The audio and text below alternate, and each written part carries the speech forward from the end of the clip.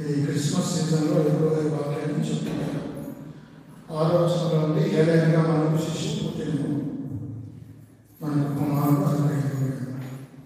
మనకు శిశువు పుట్టిన అనేది యేసు ప్రభువారి మానవత్వాన్ని సూచిస్తుంది. ఆయన మానవుడు అని చెప్తుంది. మనకు కుమారుడు అనుగ్రహించబడి అనేది ఆయన దైవత్వాన్ని తెలియజేస్తుంది. ఆయన దైవ మానవుడు, ఇస్ గాడ్ మ్యాన్ కదా. దేవుడు అదే సమయంలో ఆయన మానవుడు. ఆ వాక్యం ఆదిలో వాక్యం ఉండను, వాక్యం దేవుని యొక్క ఉండను, ఆ వాక్యము దేవుడైంది. ఆ వాక్యం కృపాసత్య సంపూర్ణుడిగా మన మధ్య నివసించింది. ఆ వాక్యం శరీరధారి కృపాసత్య సంపూర్ణుడిగా మన మధ్య నివసించారు. యేసుక్రీస్తు వారు సాక్షాత్తు ఆయన దేవుడే. అయితే దేవుడు మనకు ఈ మానవుడి లోకంలో జన్మించింది. మనిషి లోపలికి రాబోతాడు, దాసుని స్వరూపాన్ని ధరించుకున్నాడు, తను తానే వ్యక్తిగా చేసుకుని మరణం పొందినంతగా, అనగా శివమరణం పొందినంతగా విధేయత చూపినవాడే తను తాను తగ్గించుకున్నాడు. పిలుపులను వేరుగా మాట్లాడుతాయి. కాబట్టి యేసుక్రీస్తు ప్రభువారు ఆయన దేవుడు మనుషులకు వ్యక్తిగా వచ్చాడు. మరి బెత్లెహేములో 2000 సంవత్సరాల క్రితం బెత్లెహేము గ్రామంలో పశువుల పాత్రలో ఆయన పశువుల తొట్టిలో ఆయన పరుగెట్టాడు. సత్వంలో ఆయన స్థలం లేదు. కాబట్టి యేసుక్రీస్తు ప్రభువారు శిశువుగా ఈ లోకంలో ఆయన జన్మించాడు. మనకు శిశువు పుట్టాడు అనగా యేసుక్రీస్తు గురించి వచ్చిన ఇది మెస్సయ్య ఆలోచన 700 సంవత్సరాల క్రితం యెషయా ఇచ్చాడు. ఎలా ఆయన పుట్టాడు? ఎలా పుట్టాడంటే కన్యమరి గర్భంలో ఆయన జన్మించాడు. యెషయా 7:4 కాబట్టి ప్రభు తానే ఒక సూచన ఇచ్చును, ఆలోచించి కన్యక గర్భవతి కుమారుడిని అతనికి ఇమ్మానుయేలును పేరు పెట్టెను. కాబట్టి యేసుక్రీస్తు ప్రభువారు కన్య మరియ గర్భంలో ఆయన జన్మించాడు. కాబట్టి ఆయన జీవితం ఎలా ఉందంటే పాపరహితమైనది. ఆయన జన్మ పరిశుద్ధమైనది. మనందరం కూడా తల్లి తండ్రి కలయిక ద్వారా జన్మించాం. అయితే యేసు ప్రభువారికి ఆయన తల్లి మాత్రం తప్ప తండ్రి లేడు. ఆమె కన్య అని రాయబడింది. అది ప్రవచన కన్యగా తానే గర్భం ధరించి యెషయా 7:14 మనం చదివాము. కాబట్టి ప్రభు తాను ఆలయించి కన్యక గర్భవతి కుమారుడిని. కాబట్టి యేసు ప్రభువారి జన్మ పరిశుద్ధమైన జన్మ. ఆయన జీవితం ఎలా ఉందంటే పరిశుద్ధమైన జీవితం. కృపా సత్య సంపూర్ణుడుగా ఆయన మన మధ్య నివసించాడు. ఆయన కృపగలవాడు, ఆయన సత్యవంతుడు. కాబట్టి ఆయన జీవితం అంతా కూడా సత్యమే, పాపము లేదు. ఆయన మొదటి పేతురు 2:22 ఆయన పాపము చేయలేదు.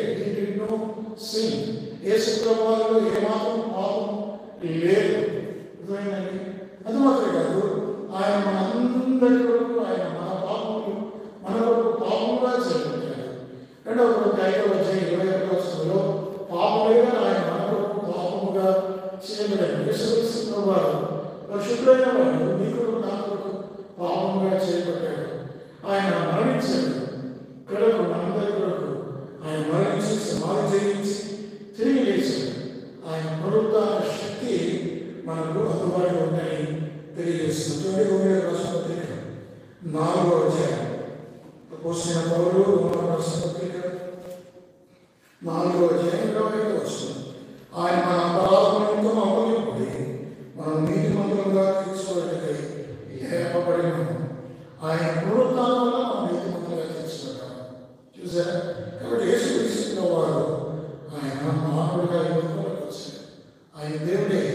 ఎందుకు ఆయన మానవుడిగా వచ్చాడు? ఎందుకు ఆయన అంటే నీ కొరకు నా కొరకే.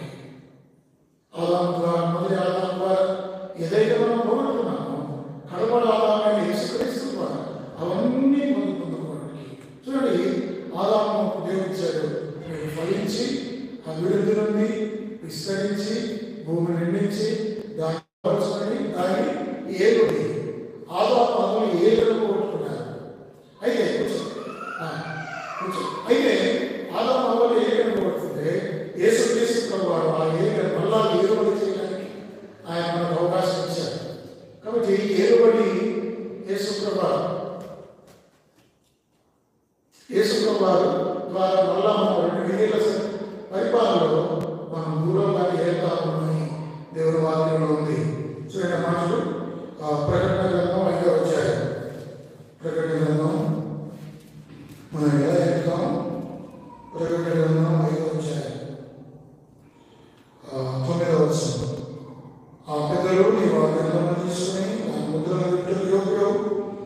వధింపబడిన వాడవై నిరంతరించి ప్రతి వంశంలోనూ ఆయా భాష మాట్లాడే వారిలోనూ ప్రతి ప్రజలోనూ ప్రతి జనులోనూ దేవుని కొరకు మనుషులుకొని మా దేవునికి వారి యొక్క రాజులుగాను యాజకులుగాను చేస్తుంది కనుక వారు భూలోకముందు ఏలుడని కొత్త పాట పాడలేదు. ఏలుడ మనందరం కూడా అంటే మనం ఏలుడని పోగొట్టుకున్నాం ఆదాం వల్ల. కడపడి ఆదాం యేసుక్రీస్తు వల్ల మరలా మనం భూలోకాన్ని ఏలుతాం. యేసుక్రీస్తు వల్ల ఎందుకు వచ్చారంటే ఆదాం వల్ల మనం పాపులంగా చేయబడ్డాం. కడపడి ఆదాం యేసుక్రీస్తు వల్ల మనం పరిశుద్ధులుగా చేయబడ్డాం. చూసారా, ఆదాం వల్ల మనం మరణించాము, కడపడి ఆదాం వల్ల మనం నిత్య జీవం పొందాం. ఆదాం వల్ల మనం శాపగ్రస్తమయ్యాము, కడపడి ఆదాం యేసుక్రీస్తు వల్ల మనం ఆశీర్వాదానికి వారసులయ్యాం. చూసారండి, కాబట్టి యేసుక్రీస్తు వారు ఎందుకు వచ్చారండి? ఆయన నీ కొరకు నా కొరకు మిమ్మల్ని రక్షించడానికి ఈ లోకానికి వచ్చారు. కాబట్టి ఏదైనా మనం శిష్యులు అది ఆయన మానవత్వం, ఆయన మానవుడు. రెండవది మనకు కుమారుడు అనుగ్రహించడం. ఆయన దైవ మానవుడు, ఆయనకి దైవత్వం మానవత్వం కలిసి ఉన్న వ్యక్తి ఆయన. సంపూర్ణమైన మానవుడు, పరిపూర్ణమైన దేవుడు. Jesus Christ is perfect God and perfect man. చూసారా, యేసు ప్రభువు అప్పుడే మానవుడు, ఆయన అప్పుడే దేవుడు. చెప్పుకున్నాం, ఆయన ధోని అమల్లో పడుకుంటాడు, నిద్రపోతాడు. మధ్యవాళ్ళు ఎందుకు వచ్చారు? ఎందుకని నిద్రపోతాడు అంటే ఆయన మానవుడు కదా. కానీ అదే సమయంలో ఆయన దేవుడు లేచి గాలిని సముద్రంలో తుఫాను గడిపగా అది మిక్కిలి నిమ్మలమాయ. చూసారా, కాబట్టి మానవుడు వల్ల కల్పించాడు, దేవుడి వల్ల తుఫాను కల్పించాడు, మిక్కిలి నిమ్మలమైంది. యేసు ప్రభువు మీ వల్ల నా వల్ల ఆకలి కొన్నాడు. ఆయన అందులో చెప్పబడ్డారు ఆయన ఆకలి కొన్నాడు, కారణం ఆయన మానవుడు. కానీ అదే సమయంలో ఆయన దేవుడు. ఆ అంతులకు ఫలాలు లేకపోతే ఆ చెట్టును ఆయన శిక్షించాడు, తక్షణమే ఆ చెట్టు ఎండిపోయింది. చూసారా, కాబట్టి యేసుక్రీస్తు ప్రభువు ఆయన దాహం ఉన్నాడు. నేను నాకు దాహం పెట్టింది మత్తయి సువార్త 4 వచ్చాయి. కానీ అదే సమయంలో ఆయన దేవుడు. ఆయన అన్నాడు, నేను జీవజలం ఇస్తాను. అంటే జీవజలం ఇచ్చేది ఎవరంటే యేసు ప్రభువు దేవుడు. అంటే నిత్య జీవితం అంటే నిత్య జీవం ఇస్తాడు. మానవుడు వలె దాహం ఉన్నాడు, దేవుడు వలె నిత్య జీవం ఇచ్చాడు యేసు ప్రభువు. చూడండి, ఆయన మానవుడు వలె ఏడ్చాడు. మనం వెళ్ళాల్సిన లాజరు సమాధి వద్ద జీసస్ యేసు కన్నీరు వేశాడు, కారణం ఆయన మానవుడు. అదే సమయంలో ఆయన దేవుడు. లాజరు బయట విగ్రహాలు బయట వేశాడా? బయట వస్త్రాలతో లాజరు బయట వేశాడు. ఆయన మానవుడు, ఆయన దేవుడు. అర్థమైందండి. దైవ మానవుడైన యేసు ప్రభువు ఆయన మానవుడు వలె ఆ గుణ మీద ప్రార్థించాడు. మత్తయి సువార్త 14 మానవులు మనం ప్రార్థించినట్టుగా ఆయన కూడా ప్రార్థించాడు. కానీ అదే సమయంలో ఆయన దేవుడు. ఆ సముద్రం మీద మత్తయి సువార్త 14 నీళ్ళ మీద నడుచుకుంటూ వచ్చాడు ఆయన దేవుడు. కానీ బైబిల్లో కొన్ని సందర్భాల్లో ఆయన అప్పుడే మానవుడు, అప్పుడే దేవుడు. మనము ఏదైనా మనకు శిశువు పుట్టిన మనకు కుమారుడు అనుగ్రహింపబడదు. ఆయన మానవత్వం, దైవత్వం ఈ మాటల్లో తెలియపరచబడుతున్నాయి. కాబట్టి ఇంకొక మాట కూడా మనం చిన్న మాటలో ఉంది. యెషయా 9:6 ఆయన భుజం మీద రాజ్యభారమును, ఆయన భుజం మీద రాజ్యభారమును, గవర్నమెంట్ ఆన్ హిస్ షోల్డర్స్. అంటే ఏమిటి రాజ్యం, ఏమిటి రాజ్యభారం అంటే ఇది 1000 ఏళ్ల రాజ్య పరిపాలన గురించి మాట్లాడుతుంది. ప్రభువైన యేసుక్రీస్తు వారు ఈ లోకానికి ఆయన వస్తాడు. మధ్యాకాశంలో ఆయన భాగంతో పెద్ద శబ్దం చేస్తాడు. శబ్దం చేసిన తర్వాత మనకంటే ముందుగా చనిపోయిన ప్రియులు, పరిశుద్ధులు, నీతిమంతులు వారు తిరిగి లేస్తారు. దీన్ని జీవపర్వతాలు అంటారు. ఆ తర్వాత సజీవమైన మనం ఎత్తబడతాం యేసు ప్రభువు రాకడలో. అదేమో రిజర్వేషన్, ఇదేమో రాజ్యం. అదేమో జీవప్రభు కోరుతాను, ఇదేమో ఎత్తబడతారు. ముందు అది జరుగుతుంది, తర్వాత జరుగుతుంది. వారు కలిసి మధ్యాకాశంలో మనం 7 సంవత్సరాలు ఉంటాం. ఆ 7 సంవత్సరాలు మనకు బహుమానాలు ఇవ్వబడతాయి. ఏమిటి బహుమానాలు? నీతి కిరీటం, అక్షయ కిరీటం, అక్షయ కిరీటం, జీవ కిరీటం, తర్వాత మహిమ కిరీటం, వడబాలు, మహిమ కిరీటం, ఇలాంటి కిరీటాలు ప్రభు ద్వారా పొందుకుంటాం. తాను పనిచేసిన పనిచేసిన జీతం ప్రతి వారికి 22 ప్రకటన గ్రంథం 22వ అధ్యాయం. యేసు ప్రభువు 7 ఏళ్ల ఆ మధ్యాకాశంలో వారికి ఆయన బహుమానం ఇస్తాడు, కిరీటాలు ఇస్తాడు. చూడండి 12వ వచనం 22:12. ఇదిగో త్వరగా వచ్చుచున్నాను, వాని క్రియ చొప్పున ప్రతి వారికి నేను సిద్ధపరిచిన జీవితం ఆయన ఉన్నది. ఆయన జీవితం పుచ్చుకుంటాను. మొదటి కొరింథీ 3వ అధ్యాయంలో కూడా మాటలు ఉన్నాయి. యేసు ప్రభువు మధ్యాకాశం వచ్చిన తర్వాత, సంఘం ఎత్తపడిన తర్వాత, మృతుల పుడతలు జరిగిన తర్వాత అందరూ కలిసి యేసు ప్రభువు మనందరూ కూడా మన క్రియలు చొప్పున మరి అదే మాట 2వ కొరింథీ 5వ అధ్యాయం 10వ వచనంలో ఆ మాటలు రాయబడ్డాయి. 2వ కొరింథీ 5వ అధ్యాయం 10వ వచనంలో మనం లెక్కప్ప చెప్పాలి. 2వ కొరింథీ 5వ అధ్యాయం ఆ లెక్కప్ప చెప్పిన తర్వాత ఆ తీర్పు అయిన తర్వాత మనకు బహుమానాలు ఉంటాయి. 2వ కొరింథీ 5:10. ఎందుకనగా తాను జరిగించిన క్రియలు చొప్పున అవి మంచివైన సరే చెడ్డవైన సరే దేవునితో జరిగించిన ప్రతి వాడు మనమందరం క్రీస్తు న్యాయపీఠం ఎదుట ప్రత్యక్షము కావాలి. దీని బీమా జడ్జిమెంట్ అంటారు గ్రీకులో. క్రీస్తు న్యాయపీఠం ఎదుట ప్రత్యక్షం కావాలి. ఆ దినాన్ని కొన్ని కోట్ల మంది ముందు మరి వారి పరిస్థితుల ముందు మనం నిలబడతాం. మన జీవితంలో మనం చేసిన వాటన్నిటికీ కూడా ఆ దినం లెక్క చెప్పాలి. మన క్రియలు చొప్పున, మన మాటలు చొప్పున అన్నీ కూడా ఆ రోజు రివీల్ చేయబడతాయి. రహస్యాలు రివీల్ చేయబడతాయి. మన మాటలు, మన క్రియలు అన్నీ కూడా బయటకు వస్తాయి. ఆ తర్వాత యేసు ప్రభువు మనకు బహుమానాలు ఇస్తాడు. ఒకవేళ మనం మంచి పనులు చేస్తే జీతం వచ్చుకుంటాం. ఏ పని చేయకపోతే ఏ జీతం ఉండదు. మొదటి కొరింథీ 3వ అధ్యాయం 7 ఏళ్ల పరిపాలనలో ఏం జరుగుతుంది? మొదటి కొరింథీ 3వ అధ్యాయం 3వ అధ్యాయంలో ఆ మాటలు ఉన్నాయి. 8వ వచనం, నాటువాడు నీళ్లు పోయేవాడు. 12వ వచనం, ఎవడైనా ఈ పునాది మీద బంగారము, వెండి, వెలగలాలు, కర్ర, గడ్డి, కొయ్యకాలు మొదలైన వాటితో కట్టిన వారి పని కనబడను. ఆ దినము దానికి కట్టపరచు, అది అగ్ని చేత బయలుపరచబడను. మరియు వారి పని ఇంటిలో దాన్ని అగ్నియే పరీక్షించు. పునాది మీద ఒకటి కఠినమని నిలిచిన వాడు జీవితము పుచ్చుకొనను. ఒకరి పని కాల్చివేయబడిన వారికి నష్టం కలుగును. అతను తన మటుకు రక్షించుకోవడం కానీ అగ్నిలోకి తప్పించుకున్నట్టు రక్షించుకోవడం. ఆ దినాన పరలోకంలో అగ్ని అంటే లెక్కలగ్నిగా యేసుక్రీస్తు వారు నిష్పక్షపాతంగా మరి న్యాయంగా ఆయన తీర్పు తీర్చేవాడు. న్యాయాధిపతి అయిన ఆ దిన నీతి గల న్యాయాధిపతి అయిన దేవుడు నాకు మాత్రమే కాకుండా తన ప్రత్యక్షను అపేక్షించే వాళ్ళందరికీ కూడా ఆ నీతి ఇస్తారని అపోస్తలుడైన పౌలు 2వ తిమోతి 4వ అధ్యాయంలో మాట చెబుతున్నాడు. యేసు వారు నిష్పక్షపాతంగా తీర్పు తీర్చినప్పుడు ఎవరైతే వెండి, వెలగలాలు, బంగారము ఇలాంటివి మరి ఇవన్నీలో వచ్చినప్పుడు నిలబడతాయి. అంటే వారి పని నిలిచి ఉంటుంది.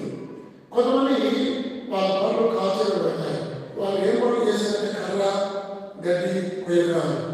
వీళ్ళు విశ్వాసమే, వాళ్ళ విశ్వాసమే, వీళ్ళు విశ్వాసమే.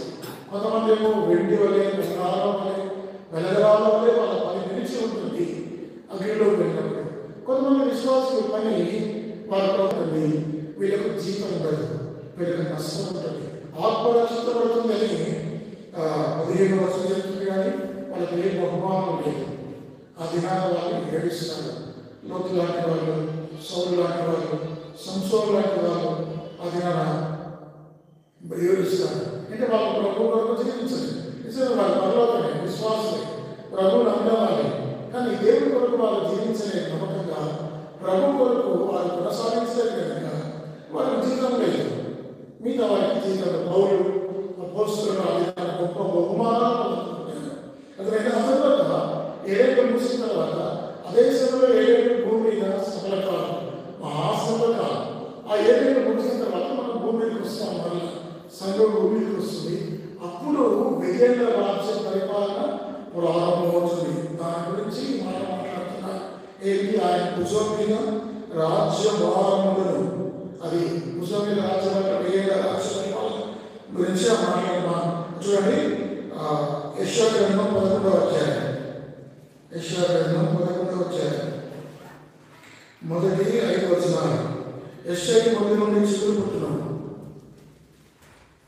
ఇది పోతున్నా మొబైల్స్ ఆఫ్ చేయాలి. మొబైల్స్ తీసుకురాకుండా ఇంకా మంచిది. చర్చిలోకి మీ ఇంట్లో పెట్టుకొని మీరు చర్చికి వస్తే ఇంకా మీకు అవసరంలో ఇంకా మంచిది. దానివైతే ఒక మొబైల్ తీసుకొస్తే మీరు ఏం చేయాలంటే సైలెంట్ పెట్టుకోవాలి, లేదంటే స్విచ్ ఆఫ్ చేయాలి. మొబైల్స్ పరిగెత్తడానికి ఇదేమి స్కూల్ కాదు, కాలేజ్ కాదు, ఇదేమి ఎంటర్టైన్మెంట్ కాదు, ఫంక్షన్ కాదు. ఇది దేవుని మందిరం, ఇది పరిశుద్ధ ఆలయం. ఫోన్లు కాగా లేచి పెట్టడం సత్యత కాదు. పరిశుద్ధ మందిరాన్ని మనం గౌరవించాలి, మనం గణపరచాలి. 11వ అధ్యాయం యెషయా గ్రంథం మొదటి 5 వచనాలు. యెషయా మొదటి నుండి చిగురు పుట్టును, వారి వేర్ల నుండి అంకురం వెలిగి ఫలించు. యెహోవా ఆత్మ. సరే, ఇదంతా మీకు ఏం తెలియజేస్తుందంటే 11వ అధ్యాయం యేసుక్రీస్తు వారి 1000 రాజ్య పరిపాలనలో ఆ దినాన్ని ఏ విధంగా ఉంటుంది. సరే, 5 వరకు ఆ మాటలు ఉన్నాయి, మనకు అర్థం కాకపోవచ్చు. 6 ఆ విషయం అర్థమైనాయి.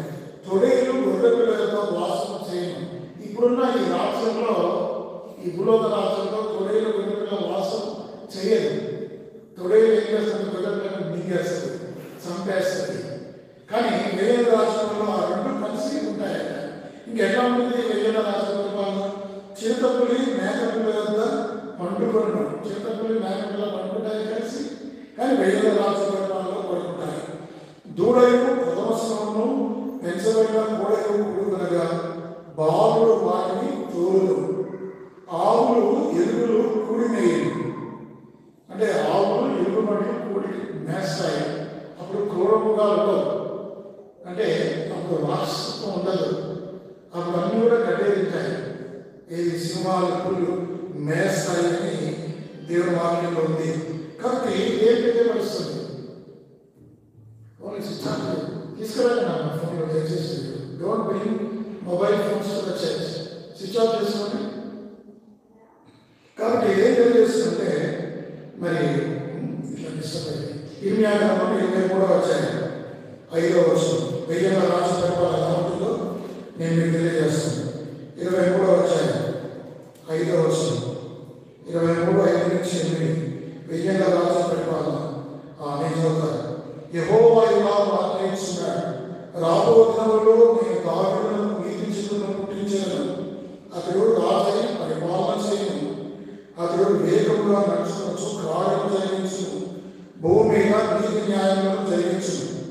అతని దినములలో యూదా రక్షణను, ఇశ్రాయేలు నిర్భయముగా నివసించును. యెహోవా మనకు నీతి అని అతనికి పేరు పెట్టును. చూశారు? కాబట్టి 1000 రాజ్య పరిపాలనలో ఎంత ఆనందం, ఎంత సౌభాగ్యం. కాబట్టి అతని భుజం మీద రాజ్యభారములను, అదే 30వ అధ్యాయం 1000 రాజ్య పరిపాలన గురించి మాట్లాడుతున్నాం. 8వ వచనం 38వ వచనం. సైన్యములతో యెహోవా ఇలా సెలవిస్తున్నాడు, నీకున్న కాడి నీ మెడ ఉండకుండా ఆ దినమున నేను దాన్ని విడిచి నీ కట్లను తిప్పెదను. ఇకను అన్యులు యాకోబు సంతతి వారి చేత దాస్యము చేసుకున్నారు, కానీ వారు తమ దేవుడైన యెహోవాను నేను వారి మీద రాజుగా నియమించు దావీదును సేవించుదురు. కాబట్టి దావీదుకు దేవుడు వాగ్దానం ఇచ్చాడు. ఏంటి అంటే ఈ 1000 రాజ్య పరిపాలన గురించి. చూడండి, ఎవరి వాగ్దానం? తండ్రి అయిన దేవుడు 2వ సమూయేలు 7వ అధ్యాయం 2వ సమూయేలు 7వ అధ్యాయం ఆయన భుజం మీద రాజ్యపాలన నుంచి మనం చదువుతున్నాం. 18వ వచనం 2వ సమూయేలు 7వ అధ్యాయం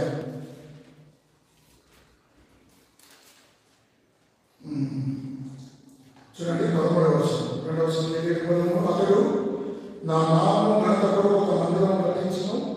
అతడు అంటే ఎవరంటే సొలొమోను. లిటరల్గా సొలొమోను నుంచి మాట్లాడుతున్నాడు, కానీ ఇది స్పిరిచువల్గా యేసు ప్రభువు గురించి మాట. అతని రాజ్యము, అతని రాజ్య సింహాసనము నేను నిత్యము స్థిరపరచను. అంటే సొలొమోను సింహాసనం లేదు. సొలొమోను పోయాడు, రాజులు పోయాయి, రాజ్యాలు పోయాయి, గతించిపోయాయి. ఇక రాయబడిన మాట ఏంటంటే అతని రాజ్య సింహాసనం నేను నిత్యము స్థిరపరిచిన యేసు దావీదు కుమారుడు. దావీదు కుమారుడైన యేసుని మత్తయి సువార్త 10 ఉంది.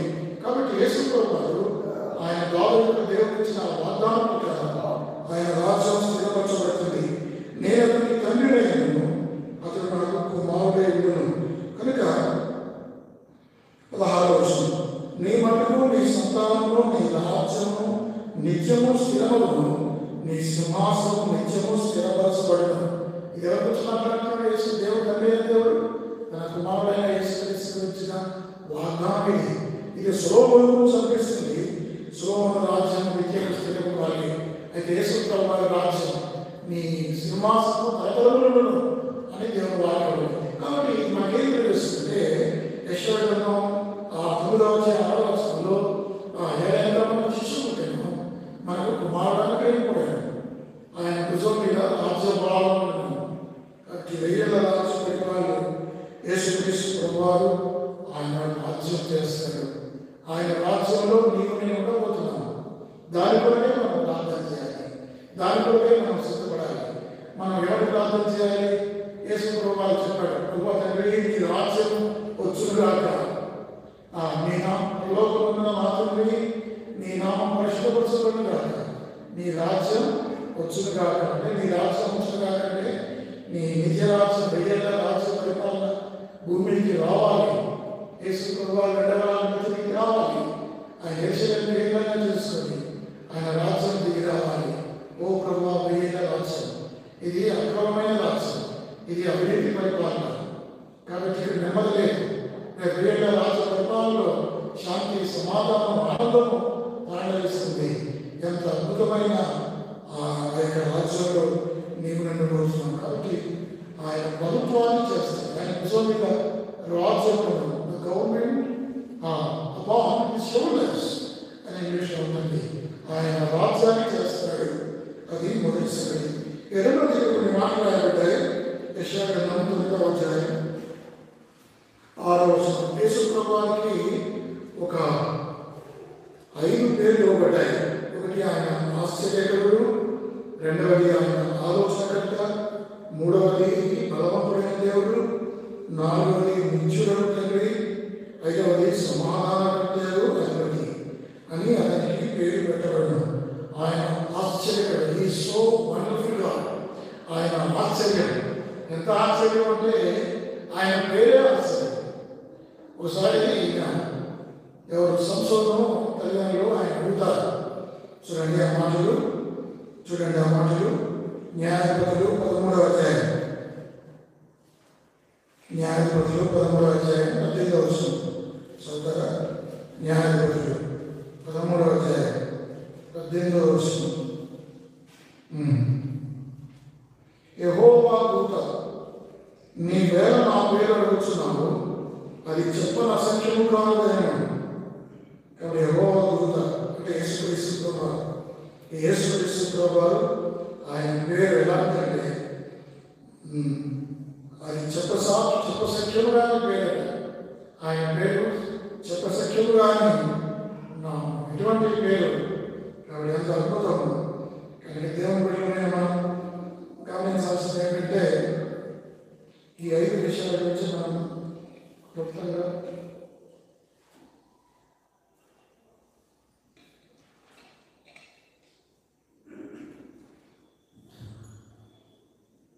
ఆశ్చర్యకరమైన మాట మనం చూద్దాం.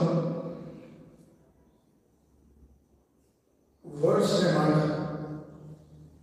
వర్డ్స్ అనే పదం గురించి వర్క్స్, ఇక్కడ 3 విషయాల గురించి మనం ధ్యానించాలి. చాలా క్లుప్తంగా దేవుని వాక్యం చూద్దాం.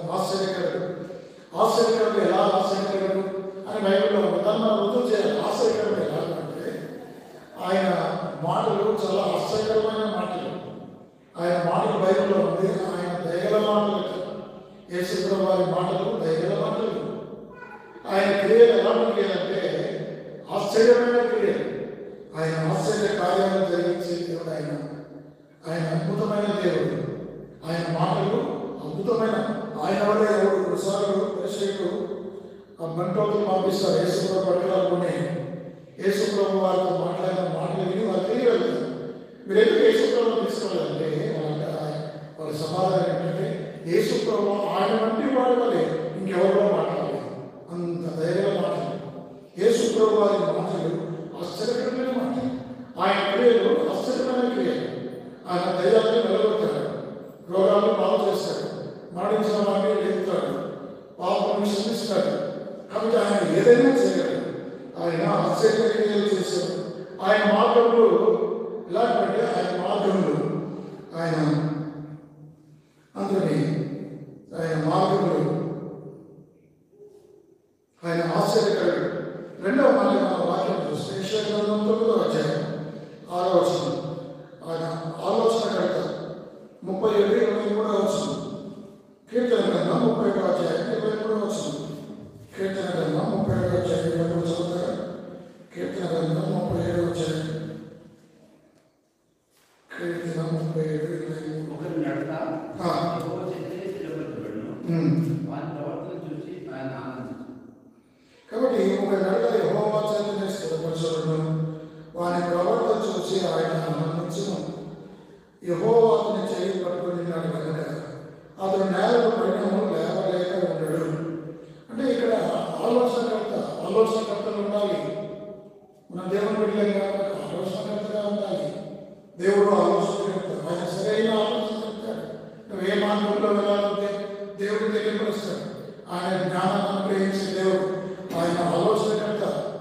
కాబట్టి మన దేవుడు మొదటి ఎలాంటి వాడంటే ఆయన ఆశ్చర్యకరమని దేవుని వాక్యం చదివిస్తుంది. యేసు ప్రభువు మెస్సీకి సంబంధించిన ప్రవచనం ఆయన ఆశ్చర్యకరుడు. ఈ ఆశ్చర్యకరుడు కార్యాలయానికి ఆయన మాటలాంటివి, ఆయన మాటలు. కాబట్టి ఆయన ఆశ్చర్యకరమైన ఆయన ఆశ్చర్యకరుడు. రెండవది ఏంటంటే రోమా 5వ అధ్యాయం 35వ వచనం చదివితే అక్కడ ఆయన ఆలోచనకర్త. కాబట్టి మనకు ఆలోచన చెప్తాడు, మన సరైన దారిలో నడిపిస్తాడు.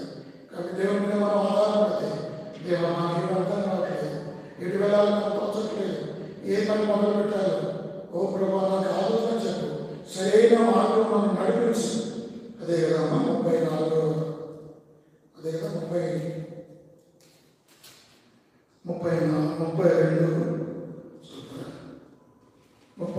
వచనం 7వ వచనం 32:7.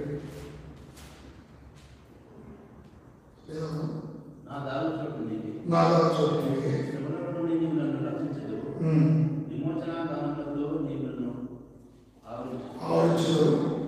నీ ఉపదేశం చేస్తున్నావు, నీవు నడవలసిన మార్గం నీవు ఆలోచనకర్తగా చేస్తాడు. ఏంటంటే దేవుడు ఆలోచనకర్తగా ఉంది, ఆయన ఉపదేశం చేస్తాడు, మనకు నడవలసిన మార్గాన్ని ఆయన బోధిస్తాడు. కాబట్టి మనకు ఆయన ఆశ్చర్యకరుడు.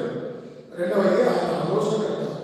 మూడవది ఏమంటే ఆయన బలవంతుడైన జీసస్ క్రైస్ట్ మైటీ గాడ్. యేసుక్రీస్తు ప్రభువారు ఆయన బలవంతుడైన దేవుడు. ఏ విధంగా ఇంత శక్తిమంతుడు ఎలా ఉంటాడు? ఇక్కడ ముఖ్యంగా చెప్పాలంటే ఆయన మరణం కొరకు 3 కొరింథీ 15వ అధ్యాయం 55వ వచనం. 1 కొరింథీ 15వ అధ్యాయం 55వ వచనం. అంటే ఆయన ఎంత బలవంతుడో మనం చూద్దాం. ఓ మరణమా నీ విజయం ఎక్కడా?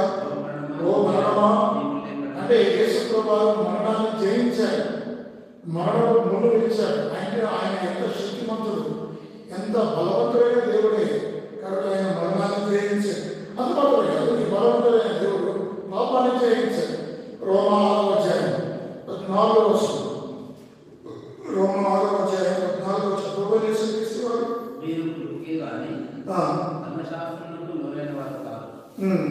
పాపము మీ మీద ప్రభుత్వం. యేసు ప్రభువు పాపాన్ని జయించినట్టుగా దేవుని యొక్క వాక్యంలో ఉంది. యేసు ప్రభువు పాపాన్ని జయించాడు. ఆయన బలవంతుడైన దేవుడు పాపాన్ని జయించాడు. మూడవది యేసుక్రీస్తు ప్రభువు సైతాన్ని జయించాడు. మీరు ఆదికాండం 3వ అధ్యాయం 15వ వచనంలో తండ్రి దేవుడు ఇచ్చిన వాగ్దానం, ఆ 3:15 మరి బైబిల్లో ఇచ్చిన మన క్రీస్తు మెస్సీయ గురించిన మొట్టమొదటి వాగ్దానం. కాబట్టి ఆయన మరి అపవాదాన్ని జయించినవాడు. అందువల్లే కాదు, ఆయన సమాధిని జయించాడు. యేసు ప్రభువు మత్తయి 28వ అధ్యాయంలో ఆయన సమాధి సమాధిని జయించిన వాడు, ఆయన బలవంతుడైన దేవుడు. అంత మాత్రమే కాదు, ఆయన నరకాన్ని జయించిన వాడు. యోహాను సువార్త 10వ అధ్యాయం 28 మాటలు. యోహాను సువార్త 10వ అధ్యాయం 28వ వచనం. యోహాను 10:28. నేను వాటిని నిశ్చయిస్తున్నాను కనుక అవి అందరికీ నశింపవు. వారు ఎవరు వారిని నా చేతుల నుండి అపహరింపడు. అది నశించడం అంటే నిత్య నాశనంలోకి వెళ్ళరు. అంటే యేసు వారు నరకాన్ని జయించారు. ఆయన బలవంతుడైన దేవుడు. ఆయన ఏం చేశాడంటే ఆయన మరణాన్ని జయించాడు. 1 Corinthians 15:50. రెండవది ఆయన పాపాన్ని జయించాడు. రోమా 6:14. మూడవది ఆయన అపవాదిని జయించాడు. ఆ పిల్లలు రక్తమాంసము గలవారైన మరి మరణం గలవారిని ఆయన మరణం చేత జయించని Hebrews 2:14 కూడా మాట్లాడాడు. అపవాదిని ఆయన జయించాడు. నాలుగోది ఆయన ఏం చేశాడంటే సమాధిని జయించాడు. సమాధి మరి నిలవలేకపోయింది. సమాధి ద్వారా తెరవబడ్డాయి. మత్తయి 20 వచ్చాయి. సమాధిలో ఉన్న పనులను ఆయన బయటకు వచ్చేసాడు. సమాధి మీద విజయం, నరకం మీద విజయం. యేసు ప్రభువు ఆయన బలవంతుడైన దేవుడు. Is the mighty God.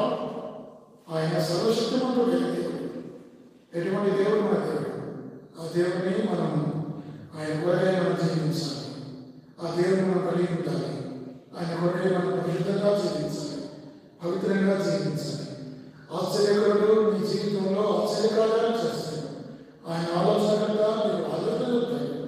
ఆయన బలవంతుడైన దేవుడు నిన్ను నన్ను మరణం నుండి, నరకం నుండి, పాతాళం నుండి, అదేవిధంగా అన్నిటి నుంచి సమాధి నుంచి ఆయన మనల్ని విడిపిస్తాడు. ఈ బలవంతుడైన దేవుడు. అంత మాత్రమే కాదు, ఆయన నిత్యుడకు తండ్రి. నిత్యుడకు తండ్రి అంటే మీరు అపార్థం చేసుకుంటారు. అంటే తండ్రి అయిన దేవుడు అని అనుకోవద్దు. తండ్రి అయిన దేవుడు వేరు, కుమారుడు యేసుక్రీస్తు ఆయన వేరు. ఇక్కడ ఎటర్నల్ ఫాదర్ అంటే యేసు ప్రభువు తండ్రి అయిన దేవుడా అని అనుకోకూడదు. అంటే ఆ మాట వస్తే యోహాను సువార్త 10వ అధ్యాయంలో నేను తండ్రి ఏకమై ఉన్నామని ప్రభువు చెప్తాడు. నేను తండ్రి ఏకమై ఉన్నాను. ఫిలిప్పు ఇంతకాలం నువ్వు ఎరగవా, నన్ను చూసినవాడు నా తండ్రిని చూసినట్టే. యోహాను సువార్త 14వ అధ్యాయంలో ఆ మాటలు ఫిలిప్పుతో ప్రభు చెప్తున్నాడు. తండ్రి కుమారుడు పరిశుద్ధాత్ముడు ఒకరే.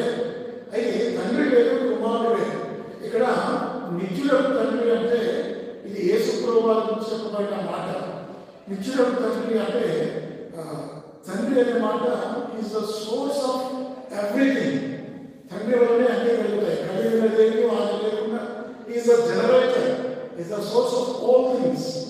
తండ్రి అనే మాట అంటే ఏంటంటే ఆయన కలిగించేవాడు, ఉత్పత్తి చేసేవాడు. యేసుక్రీస్తు ద్వారా ఆయన ఈజ్ ద మరి ఎలా చెప్పారంటే మరి ఎవలాస్టింగ్ ఫాదర్, నిత్యుడకు తండ్రి. యేసు ప్రభువు ఆయన పేరు. ఈ నిత్యుడకు తండ్రి ఏం చేస్తాడు మనకు? మరి భూసంబంధమైన తండ్రి మనకి ఏం చేస్తాడో ఈ నిత్యుడకు తండ్రి ఆయన కూడా అన్నీ చేస్తాడు. మనం మన పిల్లల్ని ప్రేమిస్తాం. యేసు ప్రభువు మనం ప్రేమిస్తాడు. శాశ్వతమైన ప్రేమతో నేను ప్రేమిస్తున్నానని దేవుడు వాక్యంలో ఉంది. ఈ 31:3 వచనంలో ఆయన శాశ్వతమైన ప్రేమతో ప్రేమిస్తాడు. ఈ సపోర్టింగ్నెస్ ఆయన వల్ల బలపరిచే దేవుడు. కీర్తన గ్రంథం 18:35 తల్లులు పిల్లలకి ఏం చేస్తారంటే సపోర్ట్ చేస్తారు, అన్ని విధాలా సపోర్ట్ చేస్తారు. ఈ నిత్యులకు తండ్రి యేసు ప్రభువు ఆయన కూడా మనల్ని సపోర్ట్ చేస్తాడు, బలపరుస్తాడు. అందుమాత్రం కాదు, ఈ సస్టైనెస్ ఆయన మళ్ళీ నిలబెడతాడు. సస్టైన్ అంటే నిలబెట్టడం అంటాం, కాపాడటం. ఇప్పుడు బలహీన పడటాన్ని బలపరచడం, నిలబెట్టడం ఉంటుంది కదా. వాళ్ళ వాటిని నిలబెట్టాడు. ఈ దేవుడు మళ్ళా నిలబెడతాడు. కాబట్టి తండ్రి వలె ఈ ప్రభువు ఎంత మాత్రం కాదు, ఈ కంఫర్ట్స్, ఈ ఆల్వేస్ కంఫర్టర్స్ ఆయన వాళ్ళు ఆదరిస్తాడు. యోహాను సువార్త 14వ అధ్యాయం 16వ వచనంలో ఆదరణ కడతాడు. ఆదరించేవాడు, నిత్యుడకు తండ్రి ఆదరించేవాడు. లూకాసు సువార్త 12వ అధ్యాయం 32వ వచనంలో హీ ప్రొవైడ్స్, ఆయన మనకు అన్ని ఇస్తాడు కదా. ఆయన అన్ని కూడా ఇస్తాడు. చూడండి లూకాసు సువార్త 11వ అధ్యాయం ఆయన మనకి ఏమి ఇస్తాడు? లూకాసు సువార్త 11వ అధ్యాయం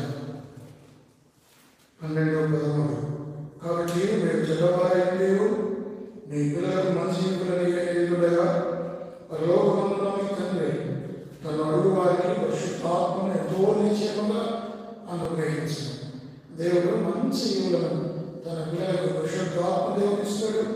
ఇంకా అనేకులు కూడా ఆయన ఇస్తాడు. 12వ అధ్యాయం 22వ వచనం ఆయన మనకి ఏమిస్తాడు? చిన్నమందా భయపడదు, మీకు రాజ్యం అనుగ్రహించకు మీ తండ్రికి ఇష్టమైనది.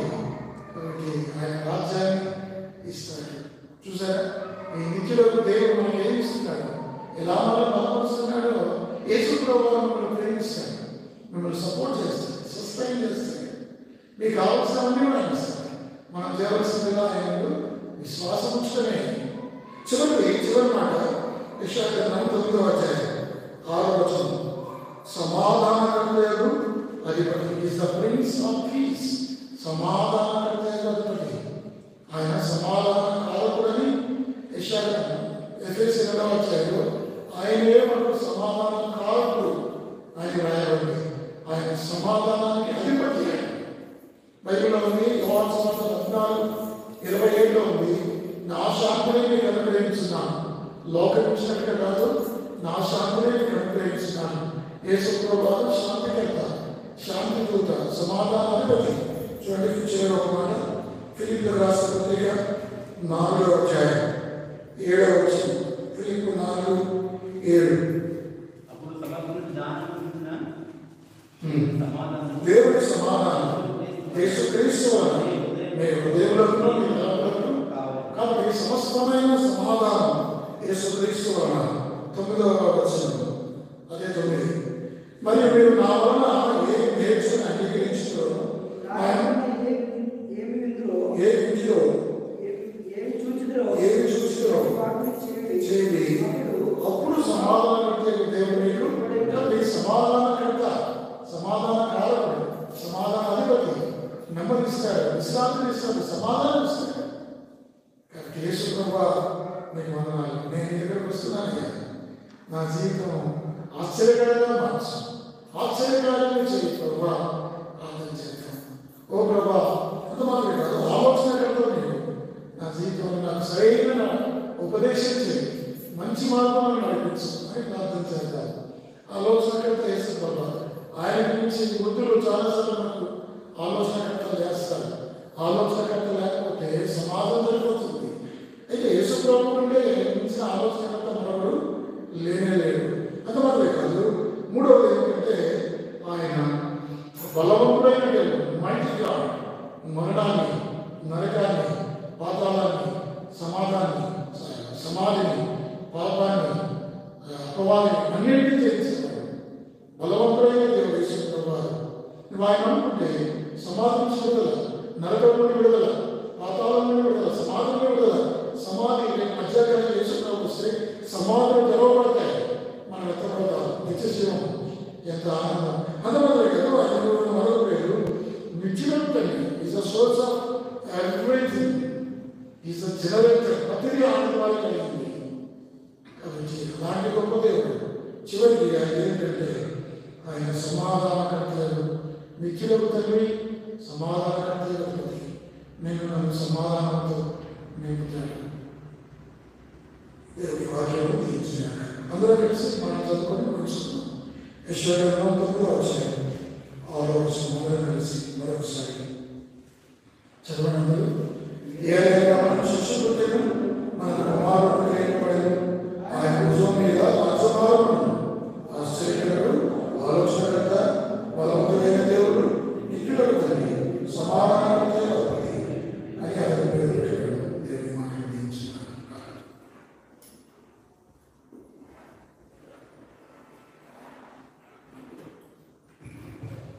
ఏ బలవంతుడు తండ్రి, యేసుక్రీస్తు వారి నామములో మీ వందనాలు. మరొక శిశువు పుట్టెను, మరొక కుమారుడు అనుగ్రహించబడెను. దైవ మానవుడైన యేసు ప్రభువు ఆయన దేవుడే మానవుడిగా ఈ లోపల